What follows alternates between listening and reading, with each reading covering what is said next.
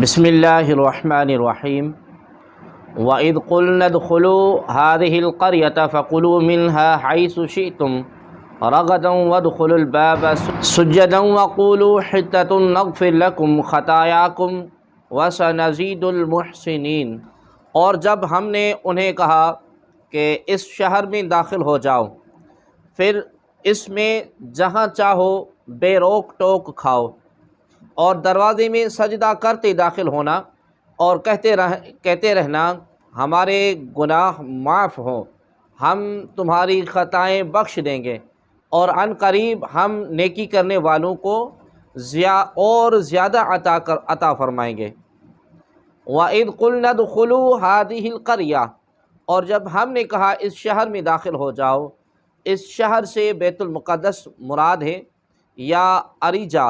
جو بیت المقدس کے قریب ہے، جس میں عمالقہ آباد تھے اور وہ اسے خالی کر گئے تھے، وہاں گلے میوے بکثرت تھے۔ اس بستی کے دروازے میں داخل ہونے کا فرمایا گیا، اور یہ دروازہ ان کے لیے کعبہ کی طرح تھا، اور اس میں داخل ہونا اور اس کی طرف سجدہ کرنا گناہوں کی معافی کا سبب تھا۔ بنی اسرائیل کو حکم یہ تھا کہ دروازے میں سجدہ کرتے ہوئے داخل ہوں اور زبان سے حطۃ کہتے جائیں۔ یہ کلمہ استغفار تھا۔ انہوں نے دونوں حکموں کی مخالفت کی اور سجدہ کرتے ہوئے داخل ہونے کے بجائے سرینوں کے بل گھسیٹتے ہوئے داخل ہوئے، اور توبہ و استغفار کا کلمہ پڑھنے کی بجائے مذاق کے طور پر حبۃ فی شعرۃ کہنے لگے، جس کا معنی تھا بال میں دانہ ہے۔ اس مذاق اور نافرمانی کی سزا میں ان پر طاعون مسلط کیا گیا، جس سے ہزاروں اسرائیلی ہلاک ہو گئے۔ فَبَدَّلَ الَّذِينَ ظَلَمُوا قَوْلًا غَيْرَ الَّذِي قِيلَ لَهُمْ فَأَنزَلْنَا عَلَى الَّذِينَ ظَلَمُوا رِجْزًا مِّنَ السَّمَاءِ بِمَا كَانُوا يَفْسُقُونَ۔ پھر ان ظالموں نے جو ان سے کہا گیا تھا کہ اسے ایک دوسری بات سے بدل دیا، تو ہم نے آسمان سے ان ظالموں پر عذاب نازل کر دیا، کیونکہ یہ نافرمانی کرتے رہے تھے۔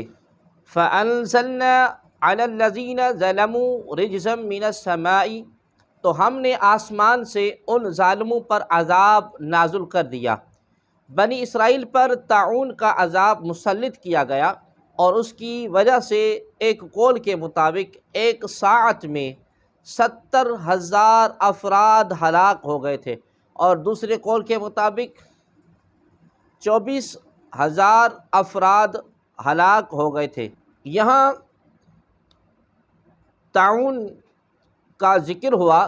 اس مناسبت سے طاعون سے متعلق 3 احادیث ملاحظہ ہوں۔ حضرت اسامہ رضی اللہ تعالی عنہ سے